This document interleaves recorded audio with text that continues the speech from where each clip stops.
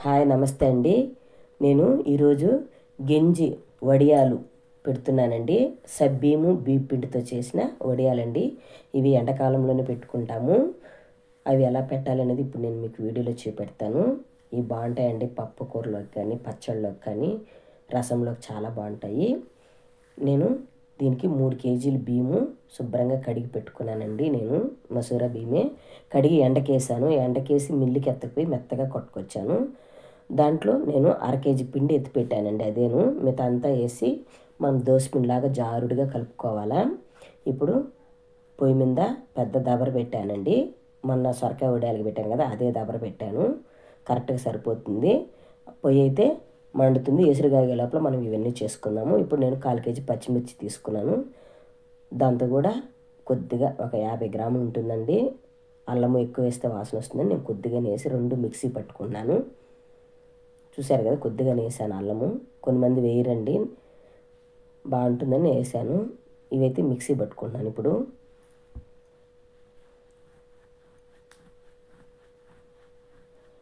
చూశారు కదా, ఇవి ఎచ్చి పచ్చిగా పట్టుకోవాలా, మెత్తగా అవసరం లేదు. ఇప్పుడు ఇంగు తీసుకున్నాను, ఎంత అవసరం అంత వేసుకుందామండి.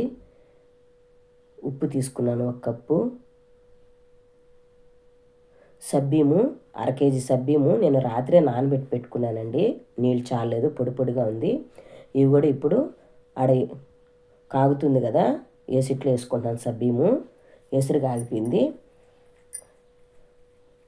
దాంట్లో వేసుకొని కలబెట్టుకోవాలండి అడుగంటకుండా.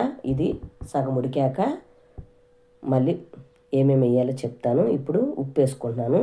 కొద్దిగా వేసాను, మళ్ళీ వేసుకుంటాము ఉప్పు. అలాగే పచ్చిమిర్చి ముద్ద ఉంది కదండి, అది వేసుకుంటున్నాము. అన్నీ ఏసిట్లోనే వేసుకుందామండి. అంతా శుభ్రంగా పచ్చిమిర్చి ముద్ద బాగా ఊడ్చుకొని వేసుకున్నాక ఇప్పుడు పిండి జారుడుగా కలుపుకున్నాం కదా, దోసపిండిలాగా. అది అడుగంటకుండా ఒక పక్క కలుపుకుంటూ ఒక పక్క ఆ ఏసిట్లో పోసుకోవాలండి, లేకపోతే అడుగంటేస్తుంది, గడ్డలు కట్టేస్తుంది.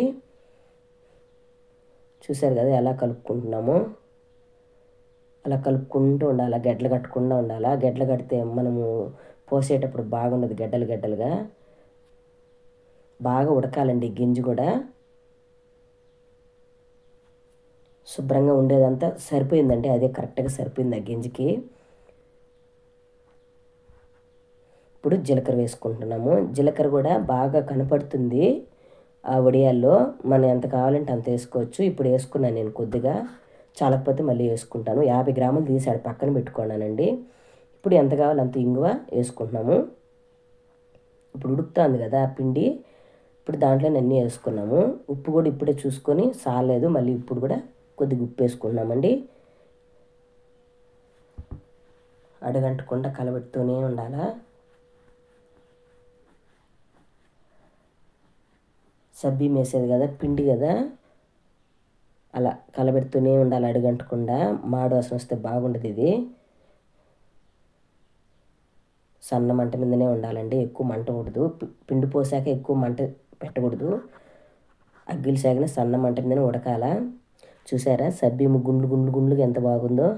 ఇవి అలాగే నూనెలో వేయించేటప్పుడు చాలా బాగుంటాయండి. చూడు పైన సబ్బీము ఎంత బాగా తేలుతుందో. చూశారు కదా, గింజండి పోసిన దానికి సరిపోయింది.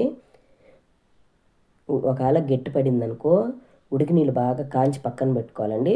అవి కొద్దిగా వేసుకుంటూ మనము పోసుకోవాలా. మిద్దపైకి ఎత్తి పెట్టుకొని ఇప్పుడు మా అమ్మ పోస్తుందండి.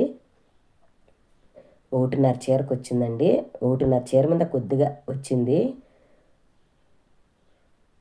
మా అమ్మ, నేను, మా వారే పోసేసాము, ముగ్గురము. ఎండాకండి, చూడండి ఎలా ఉన్నాయో. ఇవి ఒక రోజుకి తీసేయాలండి. చీర ఎల్లకిత్తలు వేసుకొని తిరగేసి నీళ్ళు చల్లుకొని తీసేయాలా. ఇప్పుడు నేను బుట్టగినికి తీసుకున్నాను. 2వ రోజు ఎండిపోయాయండి బాగా. ఇవన్నీ బుట్టగినికి తీసుకున్నాను. చూడగలగల ఎండిపోయినాయి. దాంట్లో జీలకర్ర బాగా కనపడుతుందండి, చూడండి.